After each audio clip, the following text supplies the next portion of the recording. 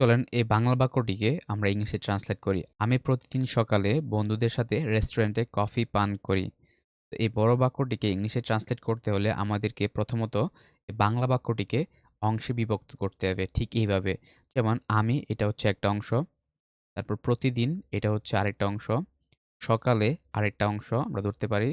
বন্ধুদের সাথে এটা হচ্ছে আরেকটা অংশ, তারপর রেস্টুরেন্টে এটা হচ্ছে একটা অংশ, তারপর কফি এটা হচ্ছে একটা অংশ, পান করি এটা হচ্ছে আরেকটা অংশ।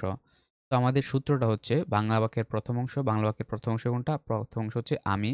আমি হচ্ছে বাংলা বাক্যের ১ম অংশ। সো আমি আর ইংলিশটা হচ্ছে I। তারপর বাংলা বাক্যের শেষ অংশ। শেষ অংশ কি? পান করি। শেষ অংশ হচ্ছে পান করি। সো শেষ অংশ হচ্ছে পান করি। তো কোনো একটা কাজ করি মানে হচ্ছে present indefinite tense. I work আমি কাজ করি। I drink আমি পান করি। I drink আমি পান করি। তারপর হচ্ছে পিছন দিক থেকে সামনে আসবো। পিছন দিক থেকে সামনে আসবো। এখন পিছনের অংশটা কি?